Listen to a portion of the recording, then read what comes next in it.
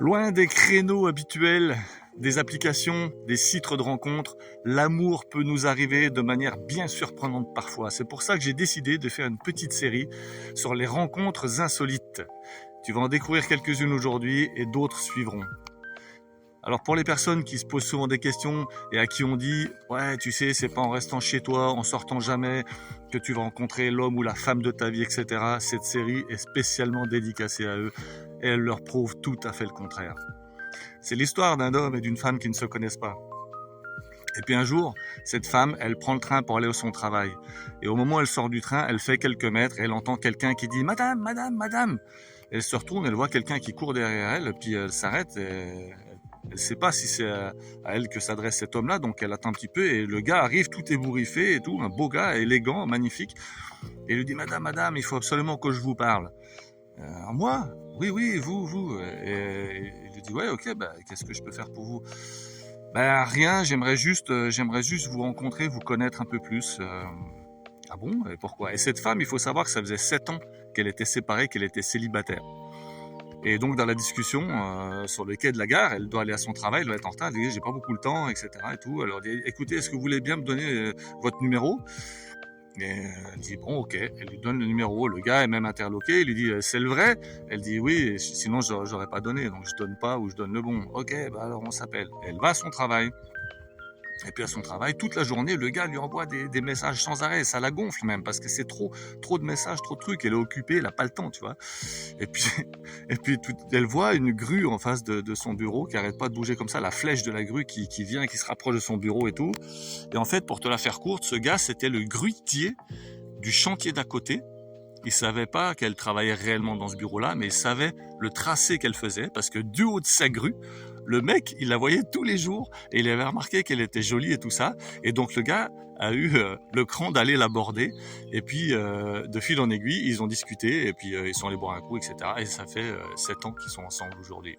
Donc ça, c'est un premier exemple. Et je te l'ai fait un peu courte, hein, ça pourrait romancer un peu. Dans la réalité, c'était beaucoup plus sympa, mais c'est pour pas que ce soit trop long.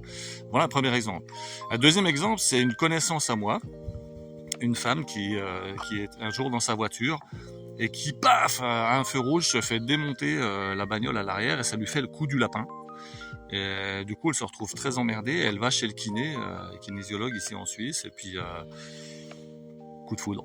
Elle arrive dans le bureau, dans le cabinet du gars, et c'est le coup de foudre. Et ça fait un peu plus d'1 an que l'histoire dure. Donc je trouve ça génial. Une autre histoire, c'est une personne qui est chez elle, qui vient de déménager dans un petit bled paumé et qui connaît personne. Et un jour, cette personne-là commande quelque chose et quand la livreuse arrive et qu'elle sonne à la porte, pareil, c'est le coup de foudre. Et non seulement elle lui a apporté un colis qu'elle avait commandé, que la personne avait commandé, mais elle lui a apporté aussi l'amour. Et ça fait 3 ans et demi que ça dure. Donc des histoires comme ça, il y en a beaucoup. Je te raconterai une des miennes aussi et tu verras, c'est assez drôle. Une autre, c'est un peu moins glamour, mais c'est sympa aussi. C'est un gars qui est dans une bringue, un week-end, et puis il voit une femme, une nana qui lui plaît vraiment. Alors c'est pas très glamour, hein, mais c'est drôle la suite. Et le gars va vers la nana, puis il fait toi, tu sais quoi, mercredi je te baise. Et la nana lui répond ah non, mercredi je peux pas, mais le mercredi suivant, bien volontiers. Ça fait 6 ans qu'ils sont ensemble et qu'ils ont eu une petite fille, etc., etc. La nana avait de la répartie. Et d'une galéjade, c'est devenu une histoire d'amour aussi. Donc tout ça pour dire quoi? Pour dire que souvent on est là, on se dit, moi ça m'est arrivé entre les relations que moi je sors pas, je vais pas dans les bars, je vais pas en boîte de nuit ni rien. Puis les gens disent tout le temps, ouais mais tu crois que c'est comme ça que tu vas rencontrer l'amour? Et je vais te raconter, la prochaine fois je te rencontrerai ce qui m'est arrivé aussi, donc tu verras que c'est très sympa et que ça n'a rien à voir du tout avec le fait d'aller en boîte de nuit ou d'être sur un site de rencontre, que ça soit n'importe lequel, ou sur une application. Donc quand t'as pas d'espoir et que tu penses que tu rencontreras jamais l'amour parce que t'es dans un coin paumé ou autre, ça peut arriver de 1000 façons. Une petite dernière pour la route, justement c'est une histoire de route.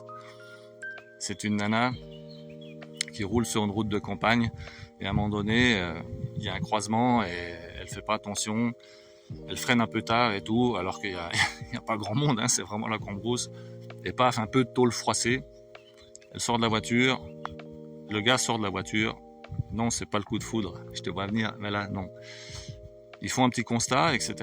Ils échangent quelques mots, mais comme elle allait à un rendez-vous professionnel, elle est très pressée et elle repart. Ils partent assez rapidement. Elle envoie le constat à l'assurance, mais le constat est mal rempli. Donc du coup, l'assurance lui demande de le refaire ou de contacter la personne, etc. Et c'est ce qui se passe. Elle reprend contact avec la personne.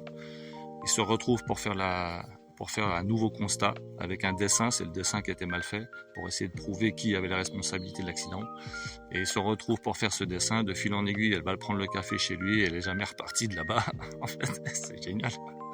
Donc voilà, c'est des petits messages d'espoir. Je voulais partager cette vidéo avec toi. Je ferai d'autres choses. C'est le premier d'une série. Je ne sais pas combien je ferai de séries. Si toi aussi tu as vécu des histoires comme ça, si ta rencontre a été insolite ou si tu en as fait, parce qu'on a souvent beaucoup de rencontres au fil de notre vie, moi je te donnerai une de mes rencontres récentes. C'est assez marrant aussi. C'était pas prévu du tout. Et fais mon part dans les commentaires. Ça peut aider les gens. Ou alors contacte-moi. Et on se fait des messages et puis je parlerai de ta rencontre sans nommer comme là, d'une manière anonyme, mais parce que c'est toujours intéressant et intriguant et ça donne de l'espoir aux gens qui sont un peu cloîtrés chez eux ou autres. Et tu verras, je vais amener d'autres qui sont très croustillants. Donc merci de me liker, de partager, de commenter comme je viens de le dire et surtout abonne-toi pour ne rien louper. Merci du fond du cœur et à bientôt pour de nouvelles aventures.